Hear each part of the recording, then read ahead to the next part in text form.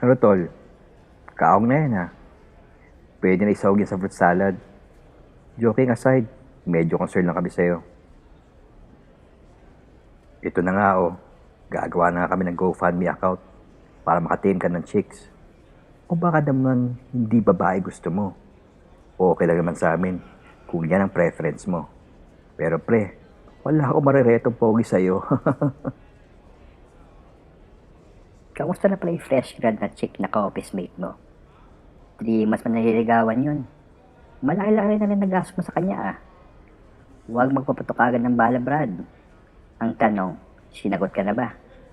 Napabalita ako na dumidiskarte rin sa kanya yung isa sa mga manager nyo na tropa ng syota ako.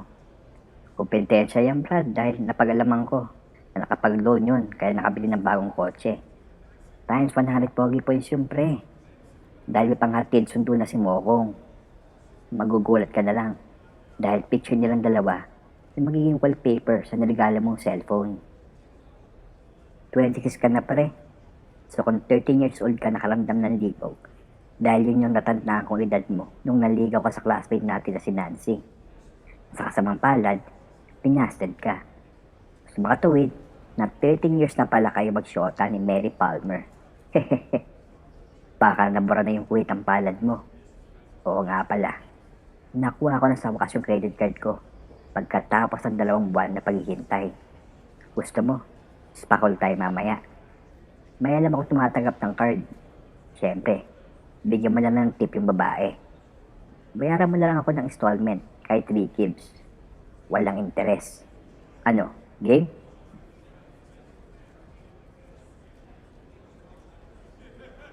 Salamat na lang mga paps. Tulad ng sinabi ko, yung gusto ko maging ka first time, syempre yung mahal ko. At mahirap na rin. Baka magasakit pa ako kung doon ako sa babaeng babayaran ko pa. Inom na lang tayo. Libre ka na ng isang bucket at sisig para mabinyagan naman yung card mo. Ang hindi nila alam ay sinagot na ako ng aking nililigawan bago pa lang ako umalis ng opisina. Isang mapait na hindi. Hindi naman literal na hindi ang sinagot niya. Nasabi lang niya na hindi pa siya handa sa relasyon at career daw muna ang focus niya. Sa madaling salita, busted ulit ako. 0 wins and 7 losses na ang standing ko. Hindi ako makachamba. Parang multi-level marketing lang. Ang hirap kumuha ng miyembro para lumaki ang network. Puro positive thinking lang. Kaya kahit na busted ulit ako, tuloy lang ang buhay. Hindi naman sa pag-iayabang. Hindi naman ako pangit at walang mapipintas sa aking itsura. Maayos naman trabaho ko. Sa totoo lang, 2 sahod na lang ay makakabili na ako ng kotse. Noong teenager ako, boss pa nga ako sa mga TV commercials na isang sikat na fast food chain at napkin ng babae. Ako yung mahabol at abighani sa bidang babae. O, si number 3. Siya kasi yung mga babaeng bumasid sa akin. At kung ikukumpara ko naman ang itsura ko sa mga kainom ako ngayon na si Mike at Jeff, lamang na lamang naman ako kahit maligo pa sila na 5 beses. Naitato ko nga sa sarili ko kung bakit walang babae na nagkakamali sa akin. Nasabi sa akin ng mga kaibigan ko, kulang daw ako sa testosterone o angas. Sobra daw akong vanilla. Mas gusto daw ng mga babae yung medyo brusko o bad boy kumpara sa mga boy next door na itsura. Yung tipong iyakan nila tapos magpo-post ng mga walang katapusan na kadramahan sa social media. Ibang babae naman gusto may sabit o may ibang syota o asawa. Mukhang sa bading na talaga ako mabenta. Kahit malibog ako, may prinsipyo ako. Hindi ako magbabayad ng babae para makascore lang ako. Gusto ko yung diligawan ko na formal. Pagpasok ng opisina, narinig kong may grupo ng mga lalaki na naghihiyawan. Ito yung manager na dumidiskarte sa bumasid sa akin. Nakikipag-fist bump at appear sa mga department niya. At narinig ko na lang na sinagot na pala siya. sabay tunog ng aking cellphone dahil sa isang Facebook notification. Yung pangalan ng bumati sa akin, tapos in a relationship, sa kupal na to. Lunes sa Lunes, ang puta. Ito kagad sumalubong sa akin. Sumimting lumapit ako sa niligawan ko nung lunchtime. Sinabi ko sa kanya na sana sinabi mo na dati na wala akong pag-asa. Medyo naiilang siya. Yung lumapit ako at sinabing may nalaman siya tungkol sa akin. Tinanong ko siya kung ano yun dahil siya lang naman ang nililigawan ko. Di na siya nakapagpaliwanag sa akin dahil hinila siya ng isang ka-office mate namin. May sinasabi sa kanya yung office mate namin pero hindi ko na lang pinansin. Pagkatapos ng aking trabaho, dumaan muna ako sa kalapit na mall para kumain. Napag-alaman ko rin sa social media na sobrang traffic ngayong gabi dahil may tumirik na truck sa C5. Naglibot muna ako para magpatila dahil ayoko maipit sa traffic, lalo ngayong kababasit ko lang. Pumasok ko sa isang bookshop at tumungo sa fiction section. Medyo nagulat ako sa aking nakita nung pumasok ako sa pasilyo kung saan nakahilera yung mga libro. Wow! Astig! Ang sabi ko sa sarili ko. Napukaw sa akin yung babae sa dulong bookshelf habang inuusisa niya yung hawak niyang libro. Ang lupit ng forma, naka-miniskirt na itim, fishnet stockings, at naka-cherry red na Dr. Martens boots. Naka-sleeveless shirt siya na kulay dark gray na may nakasulat ang pangalan ng isang banda. Kaya kitang-kita yung kinis at puti ng kanyang balat at pansin-napansin yung tattoo niya sa braso. Mga pinagpatong-patong na bungo. Para siya yung bidang babae doon sa pelikulang The Girl with the Dragon Tattoo. O kung pamilyar ka sa comics na Sandman, halos katulad ng kay Death ang kanyang pormahan. Di ko alam sa sarili ko kung bakit ako tinamaan sa kanya. Kahit ang side view siya at di ko pa nakikita ng harapan ang kanyang muka. Manchurian Candidate, I highly recommend that book. Nagulat ako sa sarili ko dahil di na ako nagdalawang isip na makuha ang kanyang atensyon. Hindi ko naman ugali dahil mayayain ako at torpe. At sa panahon ito, di basta-basta pwede lumapit sa babae na medyo obvious ang intensyon. Pwede ka sabihin ng isang stalker, manggagancho, o isang manyakis. Really? I'll give this a shot then, due to your enthusiastic recommendation. Nung humarap siya at tumugon sa akin, medyo nasilaw ako nung tumama yung ilaw sa suot niyang kwintas na may gold pendant na Egyptian ankros. Napakaganda ng kanyang muka at napatamis ng kanyang ngiti. Ngiti na nagagaling sa labi niyang may itim na lipstick at hikaw. Her magnetic smile contrasted her style, which supposed to emulate darkness and melancholy.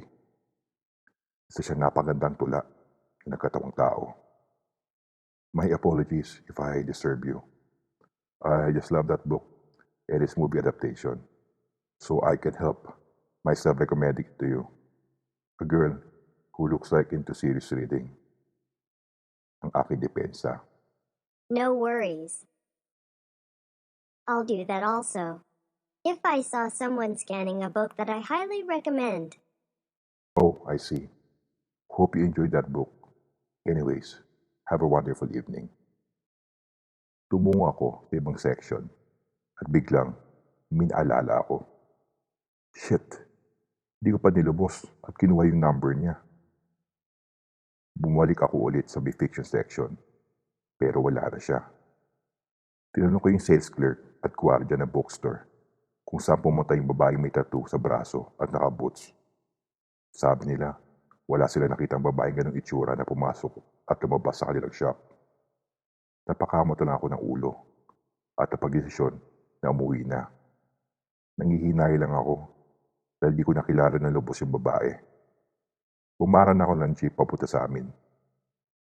Pag upo ko sa may bandang istribo, kinuha ko kagad sa aking bulsa ang aking pitaka para kumuha ng pamasahe. Biglang, may humawak sa kamay ko. Nagulat ako Dahil ito yung babae kanina sa bookstore. Inabot niya yung 20 pesos sa driver at sinabing bayad pa sa 2 pasahero. Ay, salamat. By the way, I'm Jasper. And you are? Sue, ang kanyang pangalan. X-ray, India, Oscar, uniform. That's how you spell her name. Sabay kami bumaba ng jeep. Nakatira lang pala siya sa katabing kalye. Di na ako dalawang isip at tingin ko na contact number niya. Ma-add siya sa Facebook o anumang social media. Sinabi ni Sue na wala siyang social media account. Ibibigay na lang daw niya ang kanyang contact number. Ilabas niya ang kanyang cellphone. Isa itong burner phone. Yung cellphone na pang text o tawag lang.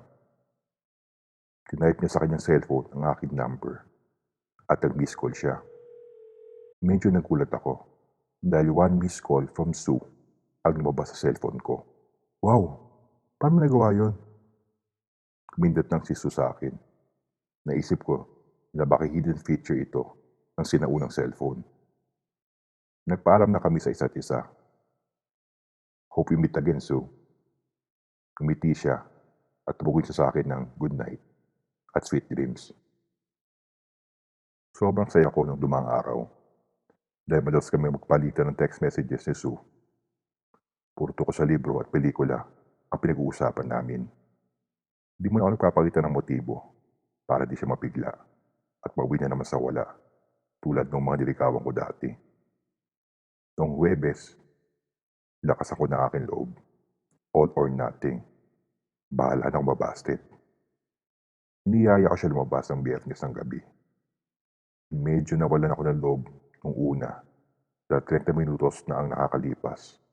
Di pa siya tumutugon sa aking text message. Hanggang may lumabas sa smartphone ko na 1 message received.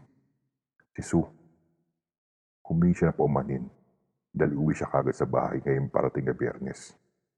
Pero tinanong niya kung ayos lang ba sa akin kung dumiretso na lang ako sa bahay niya bukas. At tamang-tama daw na magluluto siya ng putaneska. Nakiusap rin siya na baka pwede bumili na lang ako ng isang boteng tequila at lemon. Dali-dali ako tumugon sa kanya na it's a date at sinabing makakarating ako bukas ng mga alas 8 ng gabi. Kinabukasan, nakabang na kagad ako sa logout button ng aking PC at nang sumapit na ang alas 6 ng gabi, tinutok ko ang cursor ng aking mouse at pinindot ko kagad ito. Pumunta muna ako sa kalapit na grocery para bumili ng tequila at lemon. At pagkabili ko, tumawag na kagad ako ng taxi. Nagmensahe na ako sa kanya na parating na ako. Tumugon naman siya sa akin at sinabing doon siya nakatira sa apartment na may pulang gate. Tumimbre na lang daw ako pag nandun na ako. Bago ako tumimbre, naglagay muna ako ng pabango sa aking liig at pulso. Noong tumimbre na ako, yung segundo lang ay binuksan na yung gate. Isang matamis na ngiti ang sinalubong sa akin ni Sue. Nakapusod ng buhok at walang makeup, pero ang ganda pa rin niya. May tattoo rin pala siya sa kanyang batok. Isang pentagram. Medyo madilim ang kanyang apartment. Nagsisilbing ilaw lang ay nakasinding scented candles. Medyo edgy o kakaiba rin ang mga nakadisplay sa kanyang apartment. Mga occult items o yung parang pang witchcraft. Mag-isa lang siya sa kanyang apartment dahil sa abroad ang kanyang magulang. Pagkatapos namin kainin yung putaneska na niluto niya na napakasarap, umupo kaming dalawa sa sofa ay pinuksan na ang tequila. Noong kalahati na lang ang laman ng bote, sinabi ko sa kanya nakakaiba ang mga display niya sa bahay. Sinabi niya sa akin na isa siyang follower ng isang alternative spiritual belief or religion. If you don't mind asking, what's your profession or day job? Ang tanong ko sa kanya. Sinabi niya na isa siyang consultant sa isang kumpanya at isang part-time fortune teller. By appointment daw yung tarot reading sessions niya. Oh, that's cool. Can you see my future? Ang tanong ko sa kanya. Sinabi niya sa akin na today is my lucky day. In 4, 3, 2, 1. Dinikit niya ang malambot niyang labi sa akin labi. Nabigla ko, pero di ko na siya pinakawalan. Hinawakan ko ang kanyang bewang at kumanti ako ng halik. Pinatigil niya muna ako at tinawak niya ang aking kamay. Niyaya niya ako sa loob ng kanyang kwarto. Para ako nanalo sa loto nung gabing iyon. Happiest day of my life, even though it's random or unexpected. My first all happened on the 5th day of the week. Yes, thank God it's Friday. My first romantic kiss, my first sex, and first time to sleep on the bed with a beautiful woman like Sue. Nagising ako ng alas 10 ng umaga, pero wala na si Sue sa aking tabi. Hanggang napansin kong nakapaskil na papel sa pintuan. May iniwang mensahe si Sue. Sinabi niya na may biglang session daw siya. Hindi daw niya matanggihan dahil matagal niya na itong customer. Nagaya rin siya ng almusal ko. Kumain muna daw ako bago umuwi. Huwag ko nakalimutan mag-lock ng pintuan. Masigla ako nung pumasok ako ng opisina. Para akong alpha male na isang grupo ng mga hayop. Kay sino naman magkakakumpiyansa sa sarili kung sakaling maranasan yung naranasan ko. May isang bagay lang na nagpaisip sa akin. Hindi ako nagkakamali na ako ang nauna. Birhen pa si Sue bago namin ito ginawa. Bakit ako? Walang panliligaw na nangyari at binigay niya kagad ang pinagkakaingatan ng mga ibang babae sa tulad ko na kailan-kailan lang niya nakilala. Nakatanggap ako ng text message kay Sue at sinabing pwede ba ako pumunta sa apartment niya ngayong parating na Biyernes. Tumukon kagad ako at sinabing it's a date. Sumakay kagad ako ng taxi pagkatapos sa aking trabaho noong Biyernes. Nakasot pa sa tenga ko yung headphones ko habang pinapatugtog yung Friday I'm in Love na pinasikat ng bandang The Cure. Tulad ng dati, kumain muna kami ng hapunan at inubos namin yung natirang tequila. Pagkatapos ay tumungo na kami sa kanyang kwarto. Kung ako masusunod, ayaw mo na gumalaw ang oras habang magkadikit ang aming katawan. Nung matapos kami, nagsidli siya ng sigarilyo at binigay niya sa akin. Humingi ako na paumanhin at sinabing mas maigi na kung galing ito sa kanya. Tinanong ko kung ano ang status namin. Mag-boyfriend o girlfriend ba kami? We are friends with benefits. Ang tugon niya sa akin habang patawa itong sinabi. Yun lang, meron siyang dirugtong sa sinabi niya. Mga patakaran na kailangan sundin na dapat wala makakaalam ng ibang tao na nagkikita kami. Kasama dito yung pag-post ng litrato sa social media na magkasama kami. Nangako ko sa kanya na susundin ko ito. Noong Sabado ng gabi, nagkita kami ni Mike at Jeff sa bar kung saan kami madalas uminom.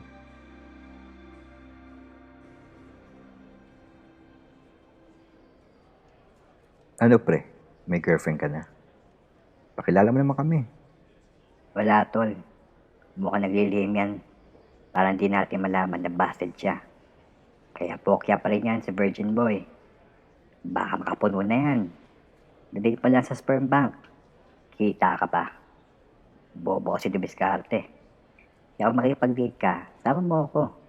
Para ma-supervise kita. Yun na. Baka ako bumangka at pasulot ko pa date mo. Hindi ako napagpigil sa pang-asar at kambugan ni Jeff. Actually, Jeff, I made love to a girl just last night. Emphasis on the love, since this is not just your usual kinky. in paid sex that you usually do and brag, sir. Oo nga naman. Kukuha na lang ako ng bayaran dahil second base, hindi mo magawa sa girlfriend mo for almost 10 years. Mas gugustuhin ko pa maging single kaysa maging under at sunod-sunuran sa syota. Gago ka ah. Ulul, hipokrito ka. Baka bayaran din yan. Baka naman bading yan tulad mo. Aminin mo na kasi. Tumigil ka nga, Jeff. Dapat nga matuwa pa tayo. Dahil nawala na yung sumpa ng ating kaibigan. Kailan ka sinagot, bro? May picture ka ba? Anyways, congrats, bro. I'm happy for you. Thank you, Paps.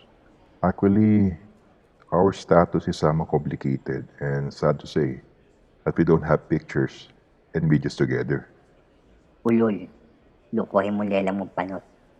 Hanggat wala kang preba, hindi ako maniniwala sa sinabi mo. O baka naman made mo yan. Hindi mo matiis, kaya minaanak mo. Kung may papakita kang preba, papakaskas ko sa'yo yung credit limit ng aking card na kailan-kailan lang na-approve at parating ng next month. Umalag ako sa hamon ni Jeff. No problem, sir. I'll produce our video and we'll send it to you not later than Saturday evening next week. Mamatay ka sa inggit at handa mo na yung card mo para makabili na ako ng accessories sa kotse. Makukuha ko na sa susunod na linggo. Noong Biyernes ng gabi, dumiretso sa apartment ni Sue. As usual, kumain muna kami. Pagkatapos ay ininom namin yung kabibili ko lang na tequila. Nung pumasok kami sa kwarto niya, bago namin simulan ang romansa, sinabi ko na mukhang nahulog sa sofa yung kondom ko, na sinadya ko talaga naiiwan sa sofa. Lumabas muna si Sue para kunin yung kondom ko. Nung lumabas siya, dali-dali ko sinilid yung maliit kong action camera sa isa sa mga dekorasyon niya at sinigurado kong nakatutok ito sa kama. Pagbalik ni Sue at nung nilagay niya na yung kondom sa side table niya, niyaka po siya kaagad at tinlalikan. Nung matapos kami, bigla ako nakatulog. Nung nagising ako, napansin kong wala si Sue sa tabi ko. At madilim pa nung napasilip ako sa bintana. Hanggang napagalaman ko na alas 9:30 lang pala. Nakita ko rin na may nakapaskil na mensahe si Sue sa pintuan. Sorry, emergency kasi. Baka after 2 months pa ako makabalik sa apartment. Di bali, makikita rin tayo sa bookstore. Napakamot ako ng ulo sa mensahe. Dahil wala man siya binanggit na araw, oras, o petsa kung kailan kami makikita sa bookstore. Assumption lang na magkikita kami. Medyo kinutuban ako at tinignan ko kagad kung nandun pa yung action camera ko. Nakahinga ako ng maluwag. Nakita kong nandun pa yung action camera ko. Napansin ko na may pinost sa Facebook si Mike at Jeff. Kasalukuyang nasa bar sila. Nag-PM ako sa group chat namin at sinabing pupunta ako dyan sa bar. Habang sa taxi ako, nagmensahe si Jeff. Ano boy? Mukhang wala kang magpapakita. Habang buhay ka ng virgin. Sining ko kagad yung laman ng action camera ko sa aking smartphone. At nung nailipat niya, pinadala ko ito sa kanila. Sabay mensahe ng, "Who's virgin boy now, asshole?" Nung nasa bar na ako, napansin ko na doon din si Karen, yung girlfriend ni Jeff. Naiya ako dahil pinaparoon rin niya yung video na pinadala ko. Nang biglang, Yuck. Sorry Karen, that video is supposed to be for us, guys only. What a pervert.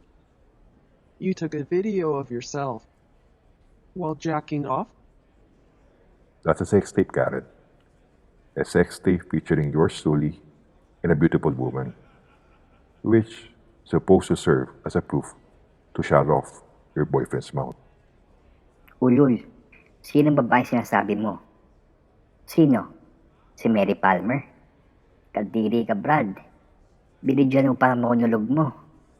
Kanya ka na ba kadesperado? Dude, are you okay? Parang tinato sa utak namin tong video mo. Picture nyo lang naman dalawa magkasama. Okay na sa amin. O sana, pinakilala mo na lang sa amin ng personal. Ano pala pangalan niya? Sue, ang sambit ko sa kanila. Para makasiguro, pinanood ko yung video. Tama sila. Mag-isa lang ako sa video. Napansin kong binabanggit ko pangalan ni Sue habang nilaraos ko ang aking sarili. Nagpagulo rin ang isip ko nung napansin ko ginagawa ko ito sa sarili kong kama. Paano nangyari yun? Kagagaling ko lang sa apartment ni Sue. Napaupo ako at napahawak sa noo ko dahil hindi ako makapaniwala sa aking napanood. Tinawagan ko yung number ni Sue. Pero hindi na ito gumagana.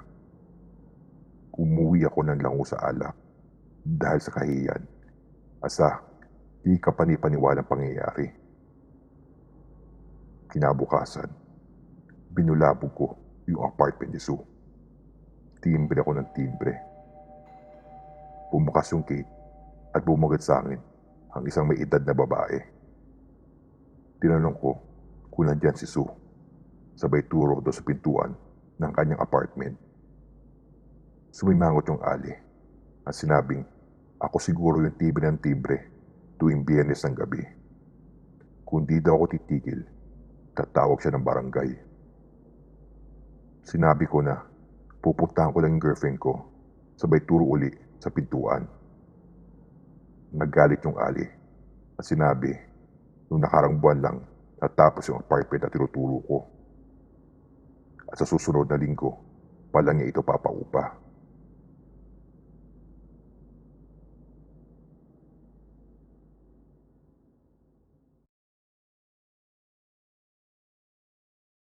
Pinilit ko na lang kalimutan si Sue.